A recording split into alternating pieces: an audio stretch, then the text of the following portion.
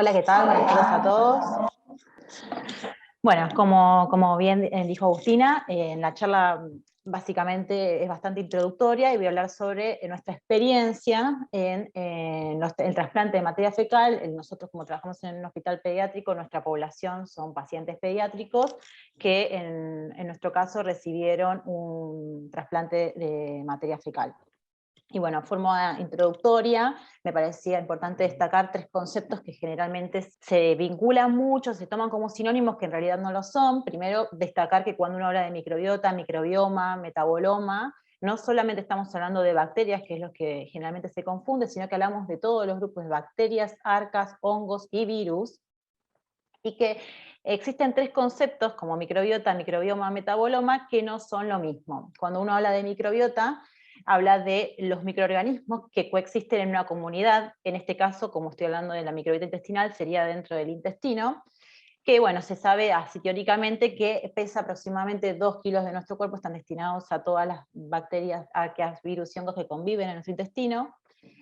Por otro lado, microbioma, que es la parte genética, el estudio genético, el número total de los genomas que codifican proteínas propias de los genomas microbianos, y se sabe que hay aproximadamente más de 3 millones de genes dentro del intestino que codifican, que son parte de estas bacterias, ¿no? Y por otro lado, el metaboloma, porque todas estas bacterias que conviven, bacterias, arqueas, hongos, virus, que conviven en el intestino, que cohabitan, liberan, tanto se alimentan como liberan diferentes aminoácidos, metabolitos, y el conjunto del estudio de todas estas pequeñas moléculas químicas, por ejemplo, en este caso, a partir de una muestra de materia fecal, se denomina metaboloma. Pero bueno, a lo largo de esta charla yo me voy a enfocar en dos de estos conceptos, que es la microbiota y el microbioma. Bueno, esto me parece interesante destacar que hace unos años atrás, no muchos, el microbioma era algo que mucho, la verdad, no se mencionaba. A partir del 2015, 2016 tuvo como un impacto mucho más grande. En revistas de alto impacto de Estados Unidos aparecieron en portadas sobre su importancia en la salud del ser humano, ¿no? A partir de 2015-2016 ahí se vio el boom, como empiezan a crecer toda la cantidad de publicaciones que hay hasta el momento, y su asociación con la salud humana.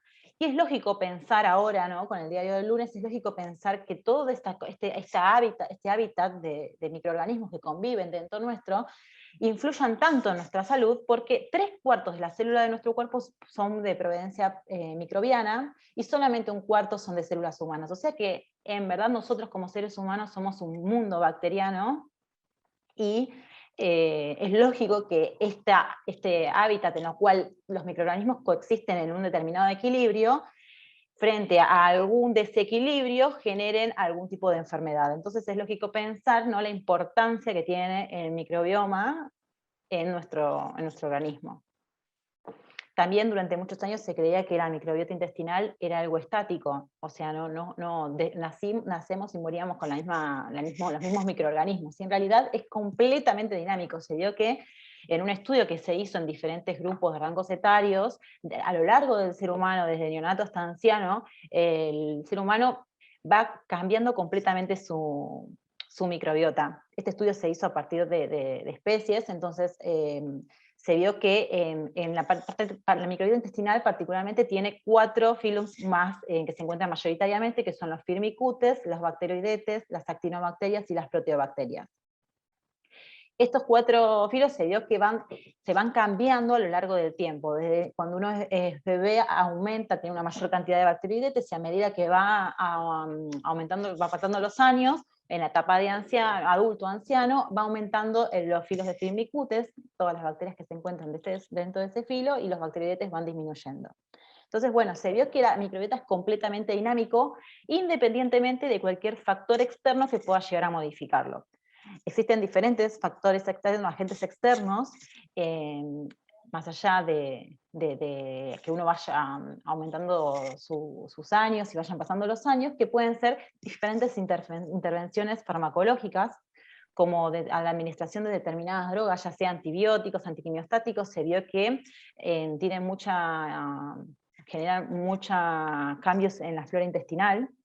Diferentes entidades patológicas como puede ser determinadas enfermedades en este caso, como estamos hablando del intestino, puede ser enfermedad de Crohn, de colitis ulcerosa, se vio que hay muchos cambios en la microbiota frente a eso.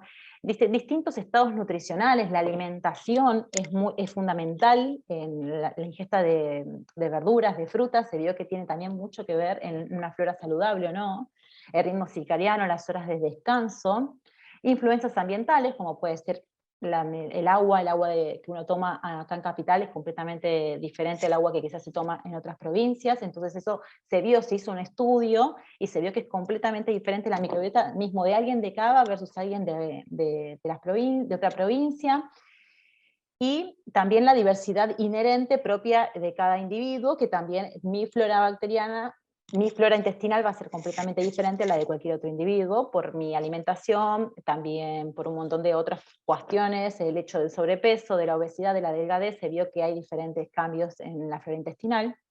Y un concepto que surge mucho cuando uno habla de microbiota, microbioma, flora intestinal, es la disbiosis.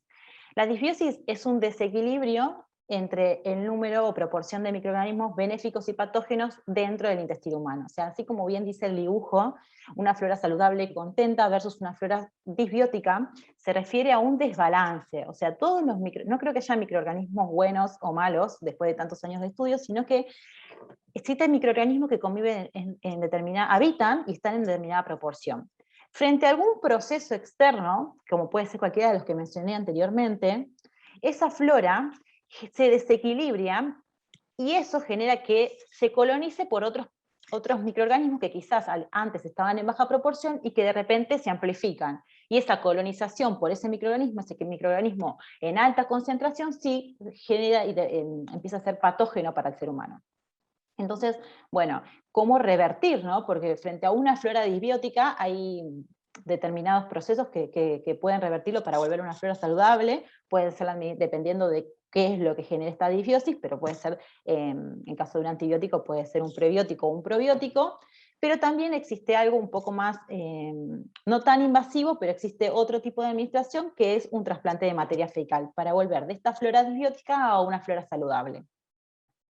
Un trasplante de materia fecal es mediante una muestra de materia fecal, que ya se sabe que tiene un virológico negativo, un parasitológico negativo, todo un estudio, esta materia fecal se filtra, se sacan las fibras, se sacan los restos de comida, nos quedamos con todo ese filtrado, y eso se incorpora mediante una sonda nasoduodal por seguimiento ecográfico, y se realiza el trasplante de materia fecal, que puede ser 1 o 2 dosis. Esto, según bibliografía, ¿no?, se vio durante estos últimos años que aumenta la diversidad de los microorganismos que están coexistiendo en el intestino y recompone la flora una flora saludable, de disbiótica a saludable. Entonces, bueno, estos últimos años el trasplante de materia fecal tomó muchísima más importancia, y en determinadas enfermedades o determinadas infecciones, como Clostridium difficile, ya se venía usando hace bastante tiempo. Y frente a eso, bueno, nuestro objetivo general es caracterizar, este es un objetivo muy general, que es caracterizar el impacto del trasplante de materia fecal en el microbioma intestinal, y como les dije, en nuestro caso, en pacientes pediátricos. Pero para eso me parecía que como forma introductoria también quería comentarles un objetivo específico, que fue el primero que nos planteamos cuando surgió este proyecto, que era como todo es, la verdad que es muy nuevo, hay muy poca bibliografía en el tema. El objetivo específico nuestro inicial era, bueno, frente a esto, existen diferentes métodos de extracción, nosotros tenemos algunos en el laboratorio, entonces queríamos probar estos métodos de extracción, ver cuál era el mejor, para después seguir con el estudio posterior. Entonces, les voy a comentar un poco de los resultados que obtuvimos al comparar dos métodos comerciales de extracción, el Magnapure 96, que es una plataforma semiautomática que tenemos en el hospital, y unas columnas de Qiagen, que son las gold estándar que usan en los papers, que son específicas para materia fecal. Y en nuestro caso utilizamos 2 muestras antes del trasplante y una muestra post-trasplante de materia fecal. Esto es más que nada para comentarles la metodología para los que no están en el tema. O sea, nosotros, como les dije, utilizamos 3 muestras, esto se hizo en un curso, entonces solo podíamos llevar 3 muestras, elegimos 2 muestras antes del trasplante de materia fecal, una muestra después del trasplante de materia fecal, Las dos muestras pre-trasplante, que llamamos nosotros, fueron una por columna, la otra por Magna-Pure, y la tercera muestra fue solamente por columna, porque solamente podíamos llevar 3 muestras a este curso, como les comenté. Y nosotros vamos a ir desde la parte del estudio del microbioma para describir la microbiota. Entonces, se sabe que la región del 16S es la huella bacteriana, la huella genética bacteriana. A partir de esta región uno puede identificar cuál es la bacteria. Estudiamos el gen 16S, que tiene 1542 pares de base en su totalidad, tiene 9 loops diferentes. En nuestro caso, nosotros en bibliografía se sabe que hay 2 regiones muy importantes, que son la región B1, B2, la región B3, B4. Estas 2 regiones permiten identificar cuál es la bacteria, y en nuestro caso, hasta el momento, no teníamos ninguna plataforma que permita secuenciar el 16S completo, que es de 1500 pares de base. Tenemos la plataforma de MySeq de Illumina, que te permite secuenciar 500 pares de base. Entonces amplificamos mediante un kit de SIMO 2 regiones diferentes, la región B1, B2 versus la región B3, B4. O sea, mucha bibliografía también nos decía que la región B3, B4 ya con eso permitía identificar la bacteria, pero como este kit nos daba la posibilidad de utilizar las 2 regiones, usamos las 2 regiones. Amplificamos esas regiones, les hicimos la indexación, que es como ponerle un código de barra para poder identificar cuál es la muestra. Posteriormente secuenciamos en la plataforma MySeq de Illumina y realizamos todo un análisis bioinformático, que es la parte, la verdad, más compleja, mediante script de Python, software bioinformáticos, para poder ir desde la secuencia a la identificación de la bacteria. Básicamente les voy a contar muy por arriba todo este kit, este pipeline, que fue, la verdad, muy casero, hecho en el laboratorio, con mucho tiempo, muchos meses llevó de desarrollo. Uno tiene las secuencias que salen del secuenciador, que salen en una determinada calidad, se filtran, se hace todo un análisis de calidad para quedarnos con las secuencias que en este caso se dicen Q30, unas secuencias de Q30 o Q40, son secuencias de muy buena calidad. Y mediante el software Trimomatrix lo que hacemos es hacer un trimeado, quedarnos con la secuencia, sacar todas las de baja calidad, quedarnos las de alta calidad, quedarnos con las que se leen completas, las que leen la región completa, y después mediante otro software que es el B-Search, lo que hacemos son distintos pasos en los cuales va removiendo reads que son iguales, va sacando las quimeras. Hay muchas quimeras que se generan in vitro de la secuenciación, las logramos filtrar con este software, y después mediante un clustering lo que hacen es comparar con una base de datos. Nosotros, bueno, en ese momento habíamos usado solamente Silva, ahora estamos incorporando nuevas bases de datos que están surgiendo. Como les dije, esto es todo muy nuevo. Silva era la base de datos gold estándar hasta el momento, y lo que te hace es, tus secuencias te las compara con las que están en esta base de datos, y te determina un OTU, una unidad taxonómica. Y a partir de ahí te liberan 2 archivos diferentes, uno que se llama Annotation Table y otro que es Country Matrix. El Annotation Table lo que te va a decir es, bueno, en Silva reconoció que esta secuencia parea con esta, entonces te identifica la bacteria. Y por otro lado, el B-Search, mediante un mapping, lo que hace es decirte, bueno, este read, esta secuencia, aparece tantas veces. Entonces, mediante eso uno puede determinar la proporción en la que aparece esa bacteria. Entonces, bueno, mediante la conjunción de estos 2 archivos, uno puede identificar la bacteria y la proporción en la que se encuentra. Estos son los resultados a grande escala de las 2 regiones, la B1, B2 versus la B3, B4, que es el total de muestras que obtuvieron por la secuenciación. Las 2 regiones dieron más o menos igual, una cobertura entre 60.000 y 80.000 lecturas. Vemos que hay una tendencia, en cierta forma, a aquellas que son post-trasplante de materia fecal por columna, ven que aumentan, tienen como una mejor cobertura, a grandes rasgos esto, ¿no? Después, lo que hicimos fue, una vez que pudimos hacer todo ese software informático, identificar la bacteria y la proporción, clasificarlas por filo.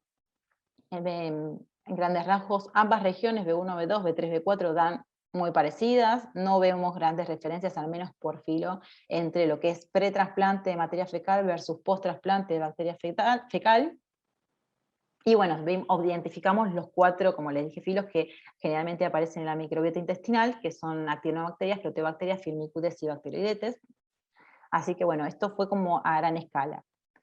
como les dije, estábamos hasta ahora en la parte de filo, podemos identificar la bacteria y después hacer estos gráficos de acuerdo al filo que se encuentran, pero la gran mayoría de los papers llega a esta familia. Nosotros quisimos ir más allá, con este script informático queríamos determinar hasta género, poder identificar la bacteria, hasta las bacterias que se encontraban en la microbiota intestinal, hasta género. Acá les dejo un ejemplo, y obtuvimos este gráfico que, si bien es llamativo y es bastante complejo de entender, y para sacarle muchísima información, básicamente tenemos la clasificación por género de las dos regiones, B1, B2 versus B3, B4. Como les dije, teníamos 3 muestras, 2 pretrasplante, 1 post-trasplante, y las 2 muestras pretrasplantes eran una con cada método de extracción diferente, y en las 2 regiones.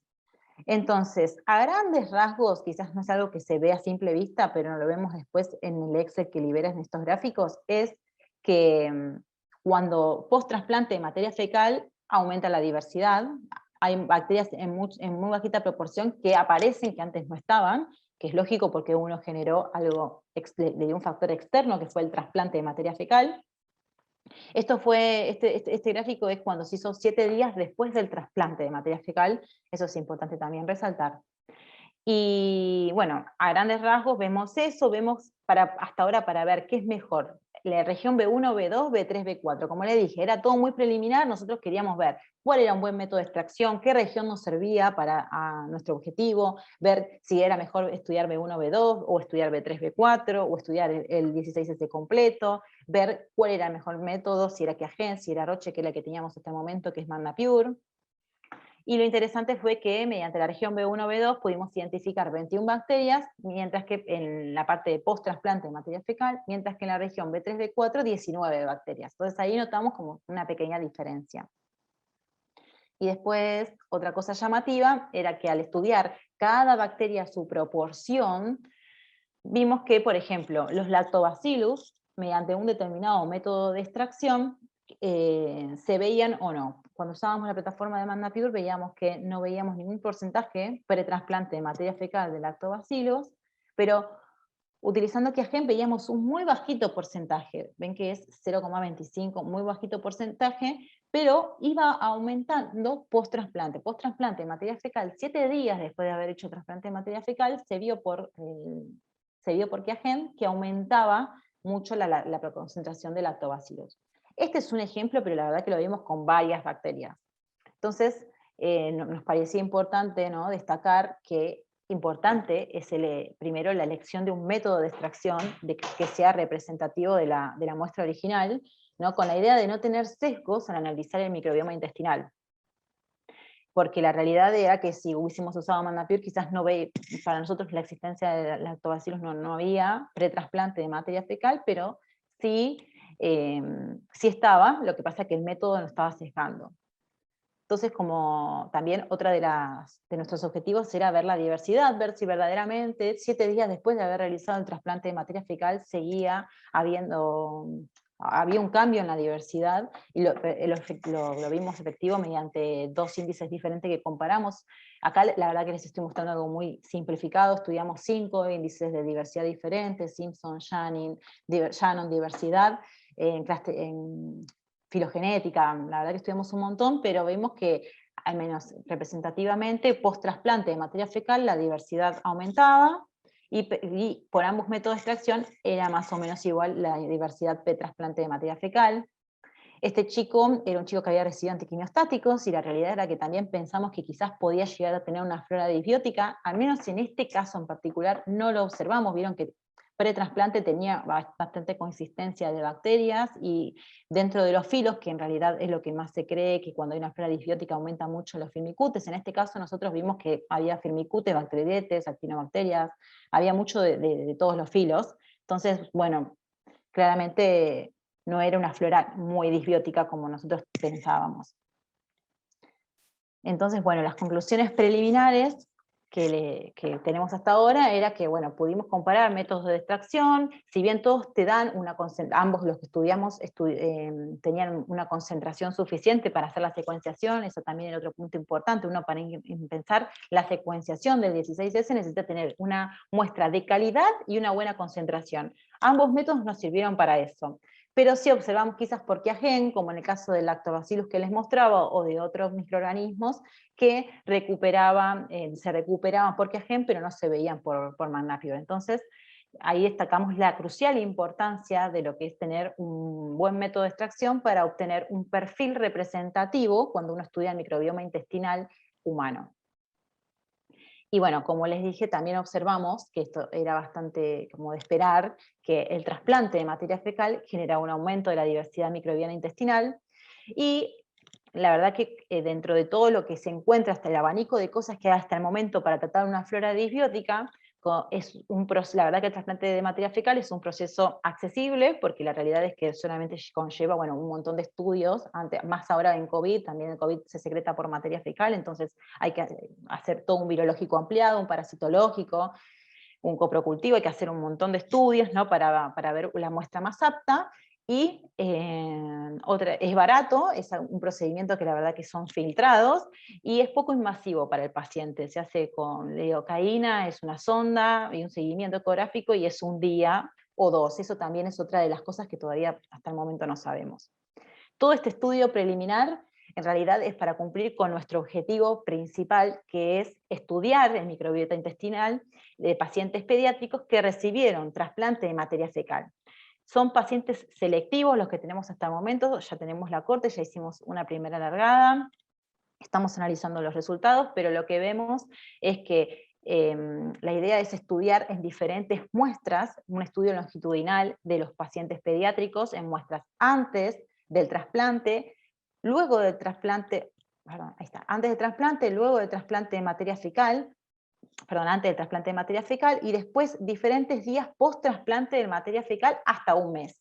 La idea ahora, los interrogantes son si cuando uno estudia longitudinalmente, esa diversidad luego del trasplante de materia fecal se mantiene, si es necesario incorporar un nuevo trasplante a mediados del ciclo, antes del mes, eso no lo sabemos, y la idea, bueno, es seleccionar los pacientes, en este caso van a ser pacientes trasplantados, que recibieron quimiostáticos, que recibieron antibióticos de amplio espectro, entonces creemos que tienen una flora disbiótica, y la idea es estudiarlos tanto pre como post trasplante de materia fecal, y ver si tiene alguna incidencia en enfermedades que después se amplifiquen, como puede ser un adenovirus post trasplante. Hay un montón de virológicos que se ven después del trasplante generalmente, y la idea es ver si con un trasplante de materia fecal, qué es lo que sucede posteriormente.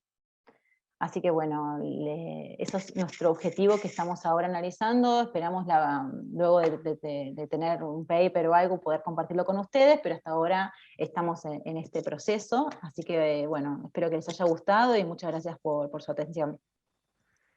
Bueno, Flor, la verdad, muy buena tu charla, muy interesante. Vamos a dejar las preguntas de la audiencia para el final de las charlas y vamos a dar lugar a la próxima disertación que va a estar a cargo de la bioquímica y magíster en micología médica, Karina Daniela Ardisoli.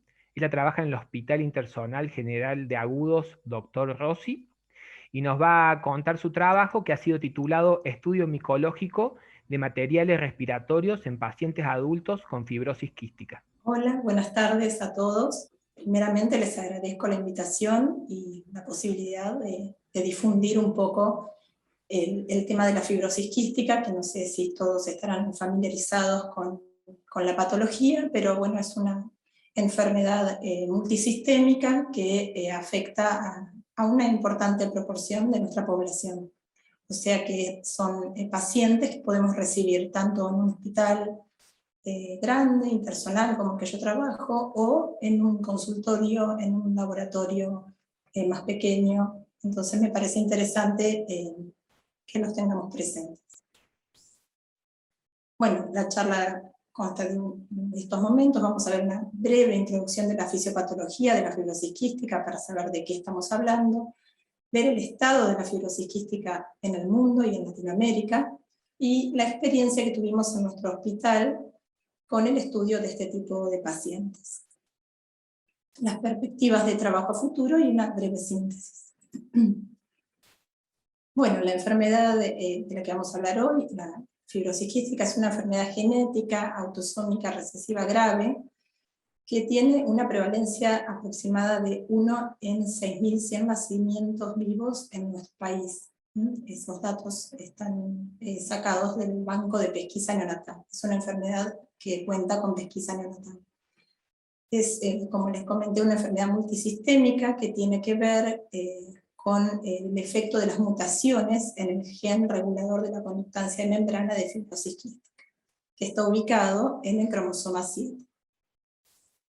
Entonces, en función de la expresión fenotípica de esas mutaciones, que son unas 160.000 mutaciones, de las cuales están secuenciadas una gran parte, se clasifican esas mutaciones en 5 clases, en función de la expresión fenotípica que tienen. Entonces, las clases 1, 2 y 3 están relacionadas con la enfermedad pulmonar grave, que es la expresión más frecuente que tiene esta enfermedad, afecta fundamentalmente el sistema respiratorio, y dentro de estas mutaciones, la que se encuentra con mayor frecuencia en el mundo y también en nuestro país es la delta F508, que la encontramos en el 70% de los pacientes.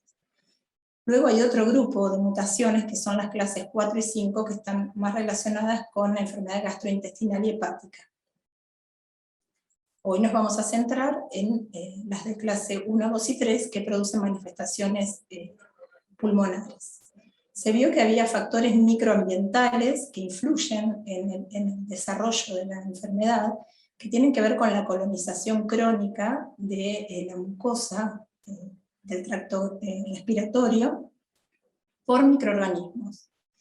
Esa colonización crónica ocurre desde edades muy tempranas, inicialmente con bacterias, y a medida que los pacientes van avanzando en edad y su enfermedad se va desarrollando, van apareciendo distintas bacterias y comienzan a aparecer hongos cuando los pacientes llegan a los 7, 8 años de vida. Eso tiene alguna relación, se cree que por el ambiente que se forma por la hiperviscosidad del moco, que impide un clearance correcto de los microorganismos. Por un lado tiene que ver con eso, por otro lado tiene que ver con que estas mutaciones lo que hacen es alterar el canal de sodio y de cloro de las células del epitelio pulmonar, y entonces la capa de líquido que hay sobre las células que todas las personas tienen, en el caso de los pacientes fibroquísticos, se hace más delgada y se deteriora, se hace más seca y más espesa. Entonces, en lugar de poder eliminar esos microorganismos y no impactar tanto en el sistema inmune local, quedan retenidos por más tiempo, y eso condiciona una hiperrespuesta, digamos, inmunitaria local, que produce inflamación, y bueno, es un círculo vicioso.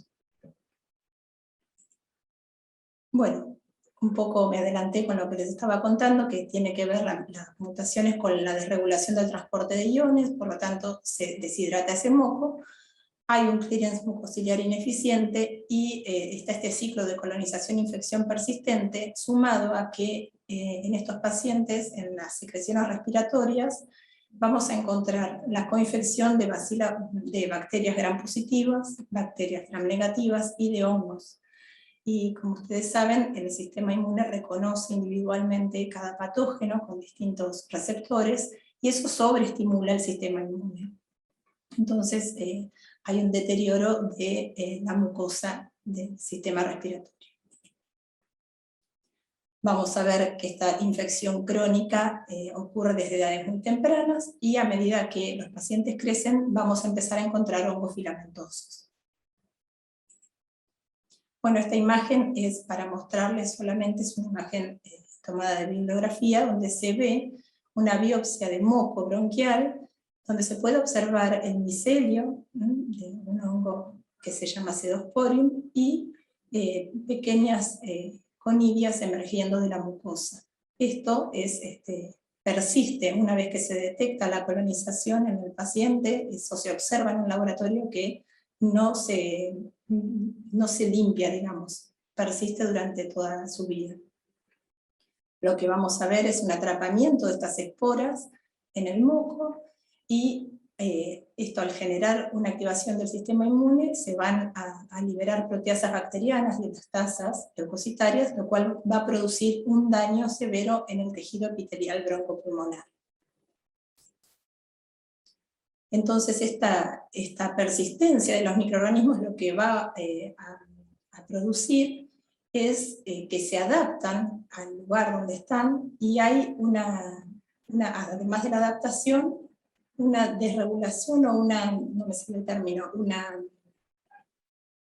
como una limitación de la respuesta inmune. Hay un equilibrio entre el patógeno y la respuesta inmune, lo cual, una tolerancia, eso es lo que le quería decir, lo cual va a hacer que permita que persistan en ese lugar.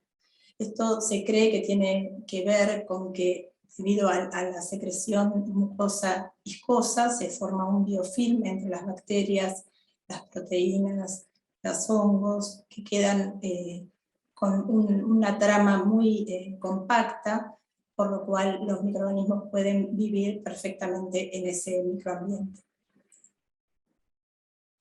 Bueno, como estuvimos escuchando en la charla anterior, el microbioma es un concepto de reciente interés, de hace unos años esta parte, y que se considera como una comunidad microbiana compuesta por bacterias, hongos y virus. Hay un montón de trabajos que hablan de este tema.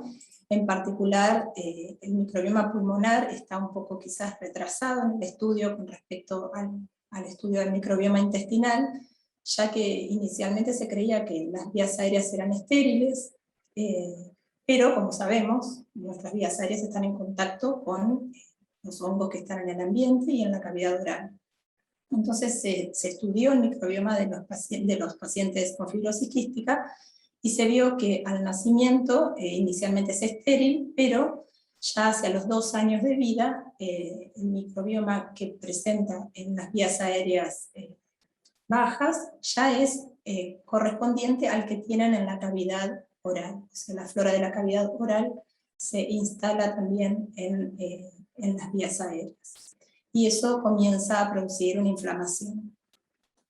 Hacia los 4 años de vida y de ahí en adelante se observa que esa flora que tenían en el pulmón ya corresponde a la observación de algunos patógenos, y eso se cree que está relacionado con que hay una mayor inflamación y hay inicio de daño estructural del epitelio pulmonar. Bueno, ¿por qué es importante estudiar el microbioma o el micobioma, en este caso no solamente de los hongos?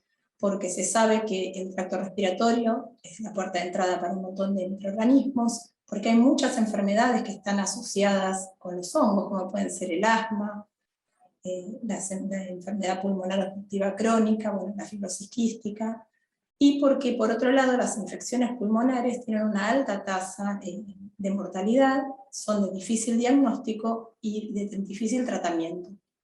Muchas veces el tratamiento es complicado porque se dispone de poca variedad de antifúngicos, y algunos de los que se disponen tienen alta toxicidad, entonces son de difícil manejo.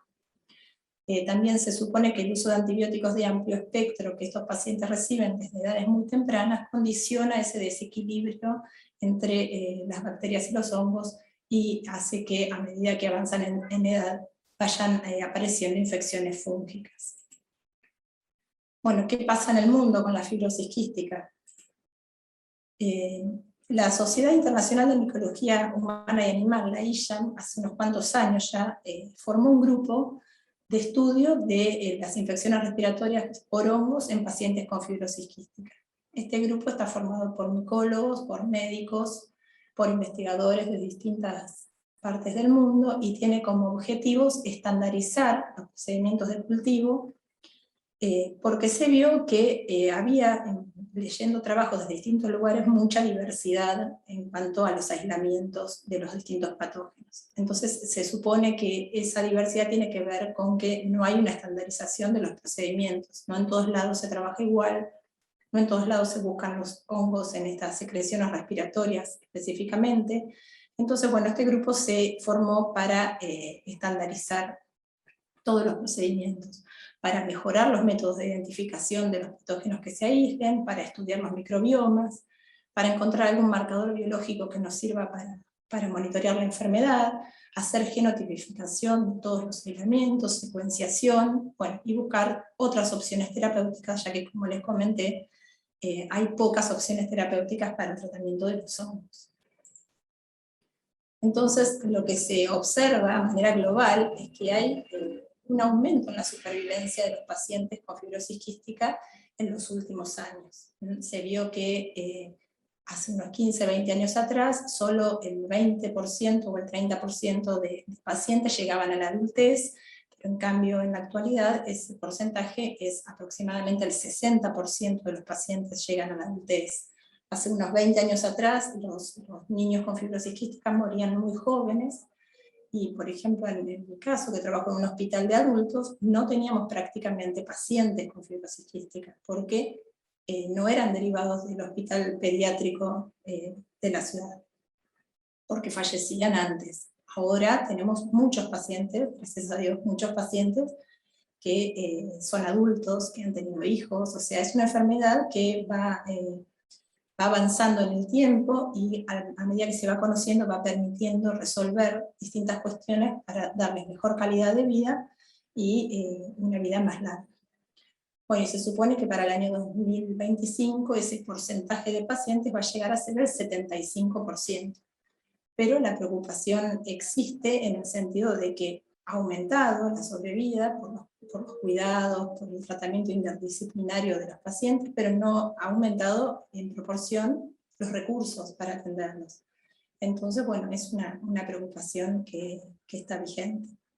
En general, estos pacientes mueren por insuficiencia respiratoria. A pesar de ser una enfermedad multisistémica, el aparato respiratorio es el punto débil, digamos, que tienen.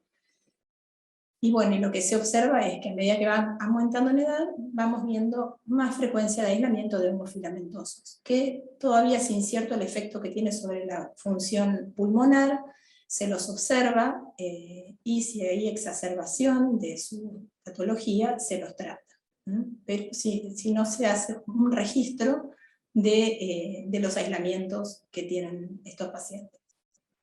Como ven, es una enfermedad nueva, en el sentido de su estudio nueva, y está en constante evolución. Si uno lee trabajos de hace unos años, a esta parte ha cambiado mucho la forma de trabajar, ha habido idas y vueltas, con un montón de cuestiones que tienen que ver con que es una enfermedad que está en estudio. Por eso me pareció que era interesante el hecho de tener un nicho de estudio de algo que puede ir modificando la vida de muchos pacientes.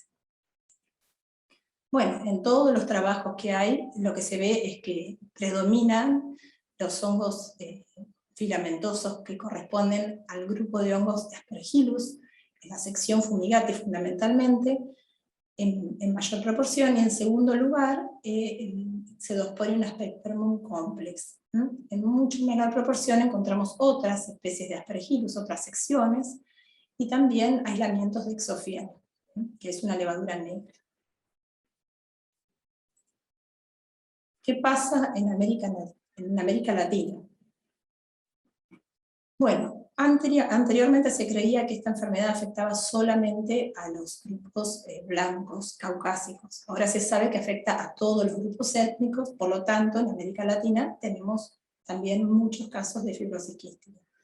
Ha habido un aumento en los diagnósticos porque ha aumentado también la sospecha clínica a medida que se va estudiando la patología, y la prevalencia va desde 1 en 1.600 hasta 1 en 14.000 nacidos vivos en nuestro continente. También se observó que existe un patrón de mutaciones propio de cada país, y por supuesto que se supone que hay un subregistro y que el diagnóstico es ineficiente, porque como sabrán es una enfermedad que tiene múltiples características y muchas veces la expresión clínica no es tan llamativa desde el inicio. Bueno, acá en esta imagen lo que podemos ver es que en América Latina hay un índice de sospecha bajo, por lo tanto tenemos una necesidad de crear registros de estas enfermedades, y que Argentina, Brasil, Cuba y México son los únicos países que tienen registro de fibrosis quística. Lo que se observa es que hay un número creciente de pacientes tratados, que va habiendo centros de tratamiento especializados, donde el abordaje de los pacientes es multidisciplinario, y se han desarrollado programas de concientización y de difusión de la enfermedad, tanto para asociaciones de apoyo para padres, como asesoramiento para los equipos de salud de los distintos lugares. Bueno, acá en Argentina está la Liga de Fibrosis Quística, que es una asociación creada por padres, y también una asociación civil de profesionales de la fibrosis quística. Y en otros países también existen grupos similares. Bueno, en el hospital donde yo me desempeño, les voy a comentar un poco de historia de cómo fue que nos encontramos con los hongos en estos pacientes. Nosotros recibíamos muestras de pacientes con fibrosis quística el estudio está hecho entre el año 2000 y 2004, a las cuales solo se les pedía un estudio bacteriológico. O sea, llegaban las secreciones, los esputos de los pacientes, y se les hacía un estudio bacteriológico. No sé si alguna de ustedes ha trabajado con este tipo de muestras, pero los esputos de los pacientes con fibrosis quística son muy mucosos, casi gelatinosos, muy espesos, y por esas características cuesta mucho el desarrollo de las bacterias. Entonces las placas muchas veces quedaban varios días en la estufa de incubación hasta que se daban por negativos. En el transcurso de esos días lo que se observaba era que además las bacterias aparecían hongos filamentosos en algunos de esos pacientes. Inicialmente se pensaba que eran contaminantes, cuando se volvía a pedir otra muestra, volvían a aparecer, y esto nos empezó a llamar la atención. Entonces hicimos un estudio retrospectivo desde el año 2000 al 2004, y se vio que el 2,4% de los pacientes presentaban esta presencia de hongos filamentosos. En ese momento teníamos solo 20 pacientes. Luego, entre el periodo de 2005 y 2008, ya el número de pacientes aumentó al 41%, y veíamos que cada vez veíamos más aislamientos de hongos filamentosos. Pero no había mucha bibliografía al respecto, no se estudiaba, no había tantos pacientes adultos como para tener la sospecha de que algo estaba pasando. Cuando vimos que en este periodo ya teníamos casi el 7% de las muestras con desarrollo de hongos filamentosos, decidimos hablar con el grupo de médicos que tratan a estos pacientes, los neumonólogos, los fisioterapeutas, los clínicos, es un grupo multidisciplinario, y se tomó la decisión de que todas las muestras respiratorias de estos pacientes iban a ser cultivadas no solo para bacterias, sino también para hongos, para la búsqueda de hongos. Entonces, a partir del año 2009, se incluye de rutina el cultivo micológico de las secreciones respiratorias de los pacientes con fibrosis quística. Y lo que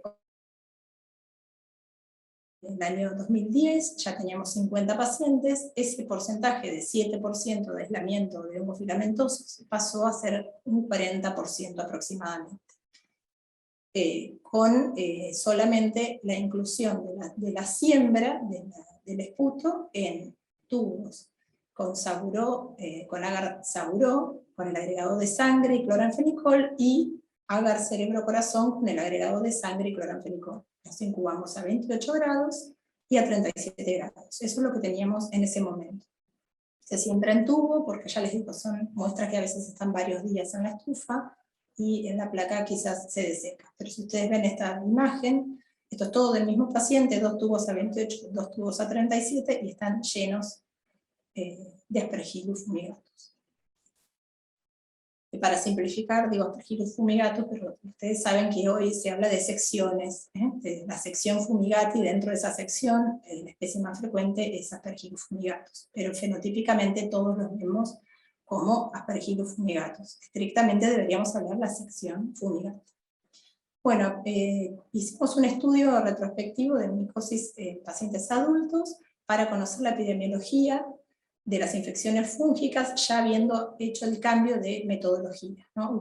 Haciendo la siembra de las muestras en medios de cultivo micológico específicos. Entonces este estudio, que lo hicimos entre el año 2011 y diciembre del 2018, utilizamos 853 muestras de secreciones respiratorias, ya de más pacientes, tenemos 109 pacientes adultos con fibrosis quística. Los pacientes con fibrosis quística concurren al hospital. 45, 42 y se nota una banda, boludo. Para su control. Ahora, boludo, así no me mata. Ya me va el pingo. Por favor, pedimos que se Chicos, silencien los micrófonos. Hay un micrófono encendido. Gracias. Gracias. Entonces, este estudio comprende el estudio de las secreciones de 109 pacientes, son 853 muestras, porque estos pacientes concurren varias veces al año, aproximadamente 3 o 4 visitas al año. Dentro de todas las cosas que se le estudian, se le pide un estudio de secreciones respiratorias. La edad media de nuestros pacientes es de 28.8 años, y está comprendido entre 17 y 67 años. La mayoría de ellos, el 82%, fueron diagnosticados en la infancia, y el 18% en la edad adulta.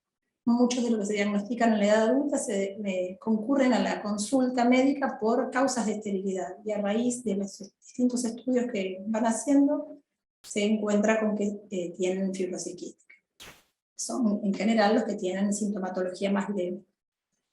El diagnóstico de fibrosis quística se basa en criterios clínicos, en el test de sudor y en la detección de 2 mutaciones del gen CFTR.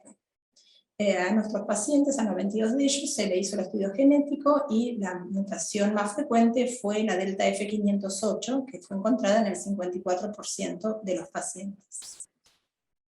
Lo que se le hace a la muestra respiratoria, el esputo, es inicialmente un examen en fresco, una coloración de Gienza, la siembra en los medios que les comenté, en agar seguro con sangre cloranfenicol y agar cerebro-corazón con sangre cloranfenicol, y se incuban como un máximo de 21 días a 28 y a 37 grados. Nosotros tomamos como criterio de cultivo positivo cuando se desarrolla una única especie fúngica o la combinación de 2 especies como flora predominante en un mínimo de 3 cultivos sucesivos. Y se considera un cultivo negativo cuando no presenta desarrollo de ninguna especie predominante. Lo que encontramos es que, bueno, nuestra población estaba formada por aproximadamente la misma cantidad de hombres y mujeres, y que el 60% de esos cultivos fueron negativos, ¿no? Con un 40% de positividad.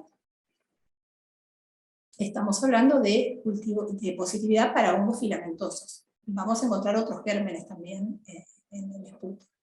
Pero como ven, cuando están colonizados, como vieron en la imagen anterior, el desarrollo es franco, se observan perfectamente y predominan sobre el resto. Esta es una imagen de los tubos con el desarrollo de los hongos filamentosos, y esta es una observación en fresco de una gota de esputo con un agregado puede ser de solución fisiológica o de hidróxido de potasio, como para clarificar el material. Acá está marcado en el círculo la observación de filamentos hialinos en ramificación a 45 grados, que es característico de este hongo, que es el Aspergillus fumigatus. Bueno, la mayoría de nuestros pacientes estaban colonizados por una sola especie fúngica, la mayoría es Aspergillus fumigatus. Encontramos alguna proporción de pacientes que mantenían la combinación de 2 patógenos, como son esta columna azul, que son 8 pacientes que tenían Aspergillus fumigatus más Cedosporium apiospermum, un paciente que tenía Exophiala y Aspergillus fumigatus, y otro paciente que tenía Exophiala, Aspergillus fumigatus y Cedosporium, y un último paciente que tenía Geotrichum y Aspergillus fumigatus. Este paciente que tiene el aislamiento de Geotrichum es un caso bastante particular porque hasta el año 2011 tenía 16 cultivos negativos, o sea, venía persistentemente con cultivos negativos. De pronto aparece el Geotrichum, que actualmente se llama Magnusiomyces capitatum, y persistió la colonización de Geotrichum en varias visitas sucesivas que tuvo, varios aislamientos, y luego aparece al año más o menos de la colonización por Geotrichum, también se suma Aspergillus. Y esto persiste desde el año 2016 hasta la finalización del registro, que fue fines de 2018.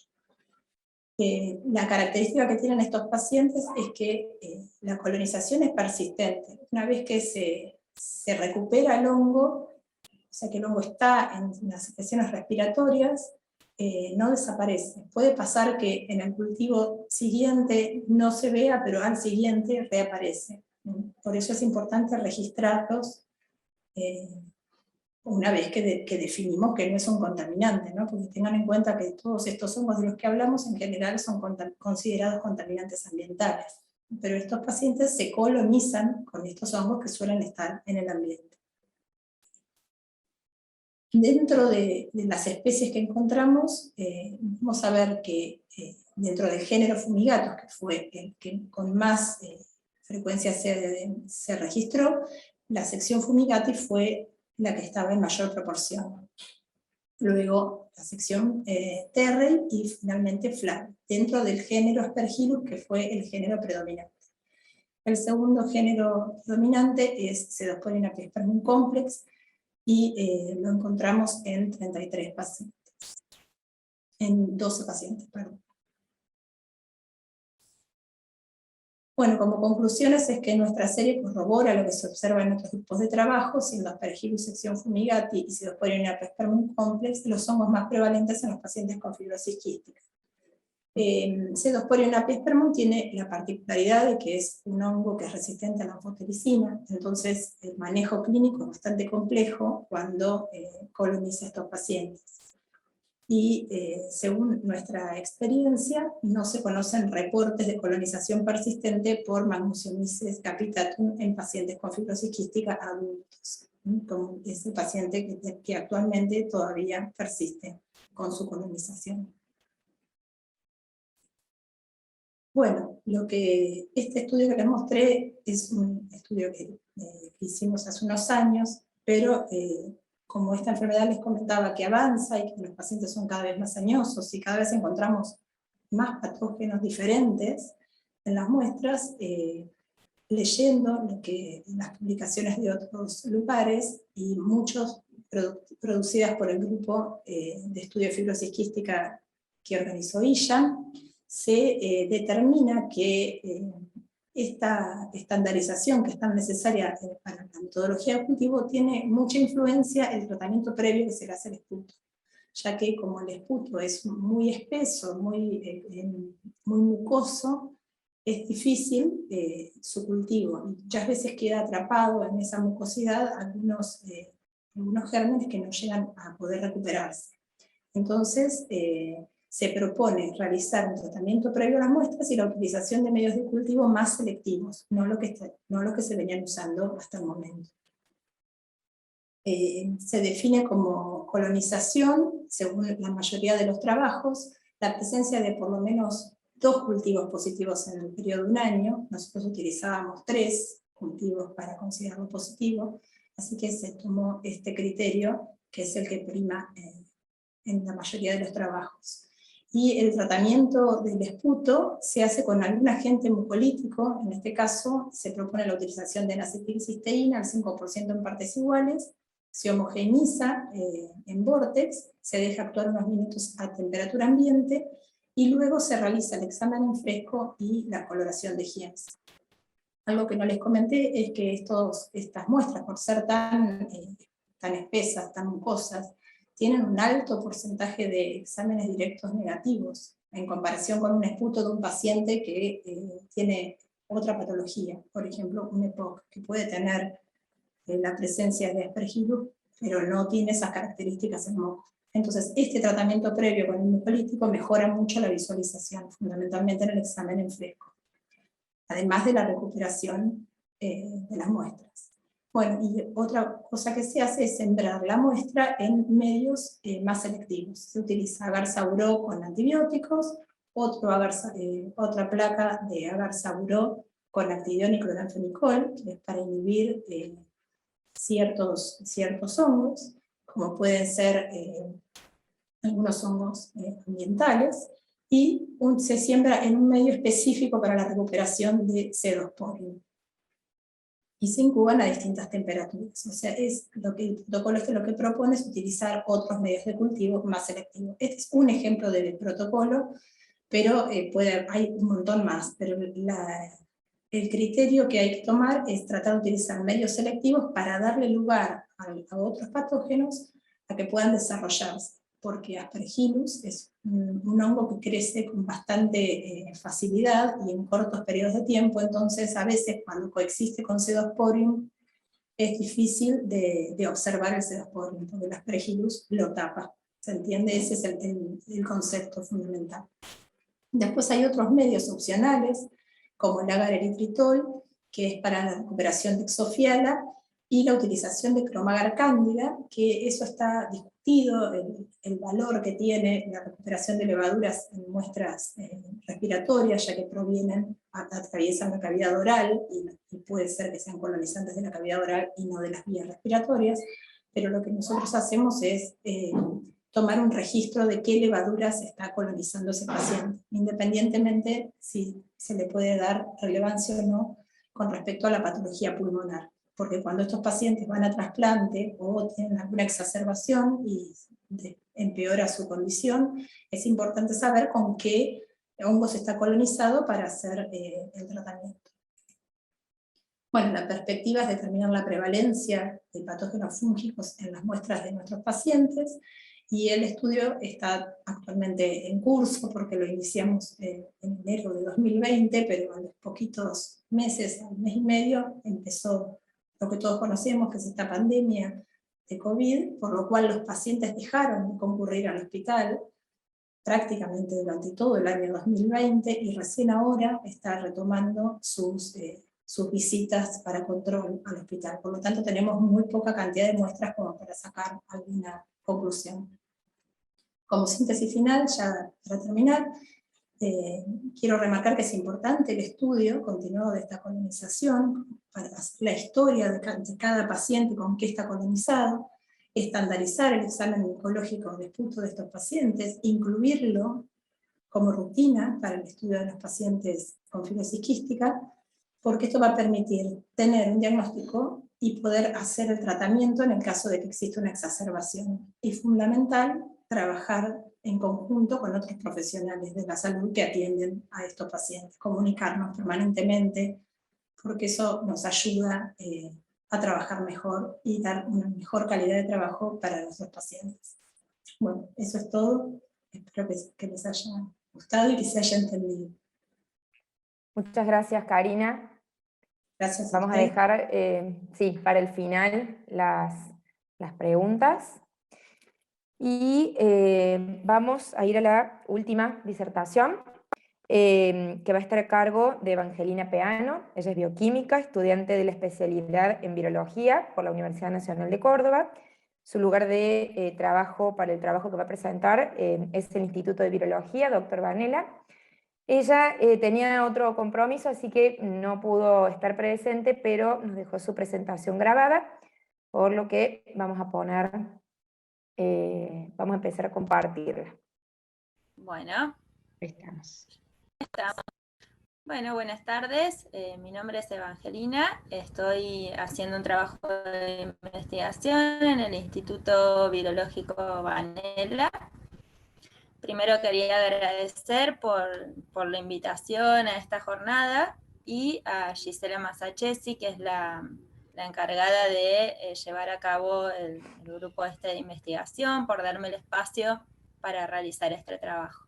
Yo les voy a hablar sobre un nuevo virus emergente, el aiquivirus, que se encuentra circulando en aguas residuales en la provincia de Córdoba y lo que vamos a realizar nosotros en este estudio es el estudio de la circulación viral en las aguas y la caracterización molecular de las cepas del mismo.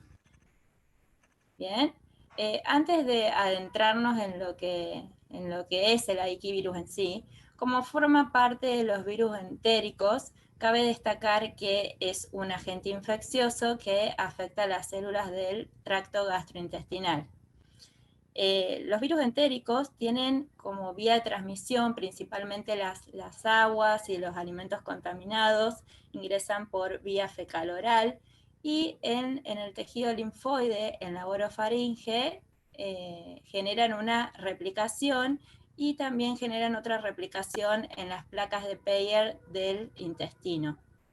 Luego de eso, una viremia primaria, y en el sistema retículo endotelial se dirigen hacia el órgano diana, que depende del patógeno del que se trate, va a ser cualquiera de estos que figuran acá u otros. Hay muchos tipos de virus entéricos, varios son de ARN, de genoma ARN, pero algunos otros son de genoma ADN. Y varios tienen como enfermedad asociada a la gastroenteritis. Y nuestro enfoque en este trabajo va a ser del género Covovirus, la especie Aikivirus, que como vemos es una de las que produce gastroenteritis. Bueno, el género Covovirus está formado por 6 especies que figuran acá. Las 3 primeras especies fueron caracterizadas, estas 3 primeras, de acuerdo al hospedador en el que se encontró el virus. Tenemos el virus Aiki, el covovirus bovino y el covovirus porcino. Y luego de estas 3 se caracterizaron otras 3 más, la D, la E y la F.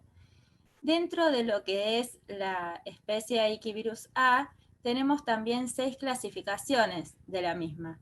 El Aikivirus humano, que es el que nosotros vamos a estudiar en este caso, el covovirus canino, el covovirus murino, aguas residuales de Katmandú, covovirus de rodillo y covovirus felino. Esas son las 6 clases que pertenecientes a la especie de Aikivirus A. El Aikivirus humano se detectó por primera vez en 1989 en la prefectura de Aiki en Japón, que fueron recolectadas muestras clínicas durante un brote de gastroenteritis que se identificaron como no bacteriana asociada al consumo de ostras. Esta es la prefectura de Aiki y su primera identificación fue realizada por el doctor Yamashita a través de la microscopía electrónica, acá es microscopía electrónica, en 1991. En 1998, a su vez, generan el doctor Yamashita junto con otros la primera secuenciación del virus. Acá se logra mostrar la estructura del mismo con su nucleocápside icosaédrica, sin envoltura, carente de envoltura, con un tamaño de aproximadamente de 30 nanómetros y un genoma que es de ARN simple cadena de polaridad positiva. Pertenece a la familia Picornaviridae y al género Covovirus. Y se clasificaron 3 genotipos del mismo, el A, el B y el C. Acá logramos ver un esquema de su estructura genómica, donde en el extremo 3' no traducido se encuentra una cadena poli-A, y luego en el extremo 5' se encuentra una proteína genómica viral que está unida covalentemente, y es la que me va a actuar de cebador frente a la síntesis del ARN. Luego tenemos un sitio de entrada al ribosoma, que es el que me va a permitir, me va a facilitar la traducción del ARN, ¿sí? Luego tenemos un solo marco abierto de lectura que codifica para una única poliproteína. Esta poliproteína está constituida por polipéptidos que son típicos de los picornavirus y contienen las estructuras, las proteínas no estructurales y las proteínas estructurales. tenemos la región 3CD, que es una de las más conservadas del genoma y es la que nosotros vamos a utilizar para estudiar las diferentes cepas del virus. Con respecto a lo que es el ciclo viral, el virus ingresa a la célula a través de receptores celulares por endocitosis, libera su genoma, donde se van a unir polirribosomas. Este ARN genómico va a actuar como ARN mensajero, traduciendo una poliproteína en la cual se van a producir diferentes clivajes y me va a formar las proteínas conformacionales del virión. A su vez, se produce una replicación del ARN de diferentes copias, y una vez que se llegan a acumular determinada cantidad de copias, se forma el complejo del virión con las estructuras, las proteínas estructurales y no estructurales y su genoma, y el virus es liberado por lisis. En la lisis celular se pueden dar diferentes manifestaciones clínicas, aunque AIKI-virus generalmente resulta en infecciones asintomáticas, ya que replican en el tracto gastrointestinal, y esto es todo un tema, porque frente a estas infecciones subclínicas que no requieren atención médica, el AIKI-virus pierde su trascendencia en lo que es el impacto en la salud. Ya cuando se presentan síntomas clínicos, pueden presentarse con diarrea, dolor abdominal, náuseas, vómitos y fiebres, y la aparición de la enfermedad tiene una duración corta, generalmente de 48 a 72 horas. En lo que es pediátricos y adolescentes, se observa una seroconversión, y lo que podemos identificar como un posible agente causante de diarrea pediátrica. Bueno, dijimos que el AIKI-virus humano está constituido por el genotipo A, B y C, que fueron encontrados en diferentes partes del mundo, analizados en diferentes muestras clínicas y ambientales. El genotipo A preferentemente fue encontrado en países asiáticos, en Japón, por ejemplo, con una mayor prevalencia que el genotipo B. En Europa, el primer país donde fue encontrado fue en Alemania, y en África, en Monastir, Túnez y Etiopía. El genotipo B, por su lado, también encontrado en países asiáticos y europeos, también fue encontrado en América, en Estados Unidos, en Brasil, Uruguay y Venezuela. Y en África solo en Nigeria. Y el genotipo C fue encontrado en un paciente francés que viajó a África. Es lo único que se encontró sobre el genotipo C. Ahora, ¿qué pasa con la Argentina? Nosotros en este trabajo lo que queremos hacer es un enfoque en nuestro país para ver si se encuentra la circulación del virus y su caracterización molecular. Ahí va a ir enfocado nuestro trabajo en este estudio. El 80 al 95% de la inmunidad es encontrada en seres humanos de diferentes edades, varía con la edad del individuo. Se sabe encontrar en menores proporciones en niños y adolescentes, y ya en personas mayores de 40 años aproximadamente un 80% se encuentra de inmunidad. Esto me permite determinar que las infecciones de AIKI-virus son muy frecuentes y que hay una amplia exposición al mismo. Entonces, nuestro objetivo del trabajo es estudiar la presencia del genoma de AIKI-virus en muestras de aguas residuales crudas como reflejo de la circulación viral en la población de la ciudad de Córdoba. Es importante el estudio de la circulación del virus. Es una herramienta muy importante para rastrear la circulación del virus en una población. Indirectamente, a través de las muestras ambientales, sabemos qué tan presente se encuentra el virus en la población. También es de importancia en los sistemas de aguas residuales por el tema del saneamiento de las mismas. Y en personas que carecen de atención médica se puede recopilar datos con respecto a la circulación viral. Y también es de importancia en la vigilancia de virus que no son notificados por los sistemas de vigilancia el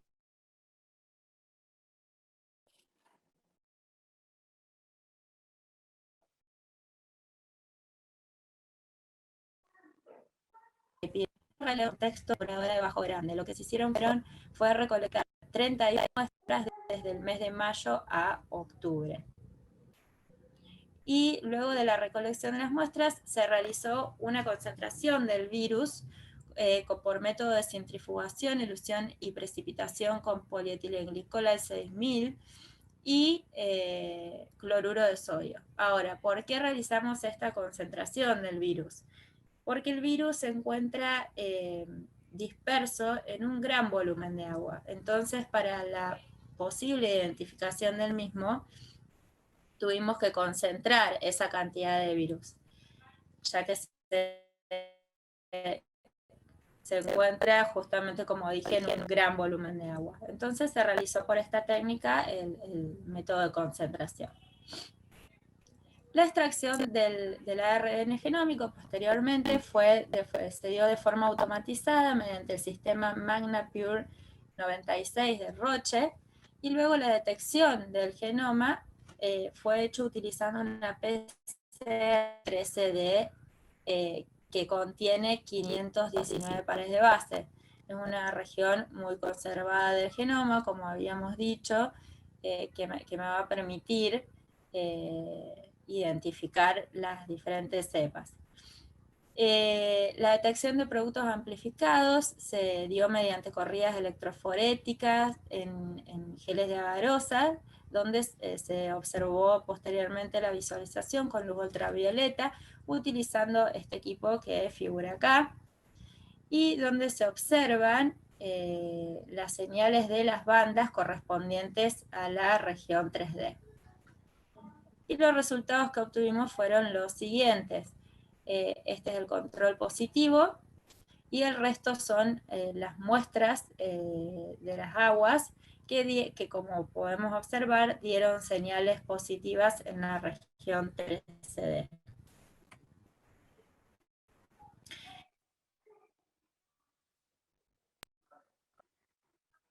Estos son los resultados con un gran porcentaje de positividad distribuido en los diferentes días, en cada mes. Y lo que está en amarillo son las muestras que luego nosotros pudimos secuenciar. Y que observamos que de las 31 muestras analizadas, el 77% dieron positivas. Este es el porcentaje que corresponde a cada mes de positividad, donde se observó que en septiembre y octubre se encontró el mayor porcentaje de positivos. Luego de esto, se mandó a hacer un alineamiento nucleotídico de las cepas detectadas en cloacas, donde se muestra lo que está marcadito con color. Lo que muestra es una homología entre las diferentes cepas analizadas de las cloacas, y identifica también una región conservada del genoma. Como se ve, hay una homología del 100% en todas lo que está marcadito. Luego se hizo una matriz de identidad de las secuencias encontradas, donde observamos que la cepa analizada número 2 tiene una menor identidad nucleotídica, genera una menor identidad nucleotídica comparado con el resto de las cepas analizadas. Y luego de esto se realizó un árbol filogenético comparando con todas las cepas a nivel mundial, y se encontró que la cepa número 2, que difiere mucho de las otras, corresponde a un Aikivirus felino y murino, y el resto de las cepas corresponde a Aikivirus humano. ¿Cuál es la conclusión de este trabajo? La conclusión es que la alta proporción de muestras de agua residuales positivas indican una alta circulación del virus en la población de la ciudad de Córdoba. Los resultados obtenidos son los primeros datos disponibles en Argentina y desafían a realizar estudios clínicos de la participación etiológica de iquivirus en cuadros de diarrea. Y esto es lo que vamos a realizar posteriormente. Se van a analizar muestras clínicas de materia fecal a ver cómo da eso. Cosas a tener en cuenta, ya que el agua contaminada y el saneamiento deficiente están relacionados a la transmisión de diferentes enfermedades. Nuestro desafío es mejorar el abastecimiento y la calidad de agua, ya que muchas personas mueren como consecuencia de la insalubridad del agua. Y eso fue todo. Muchas gracias.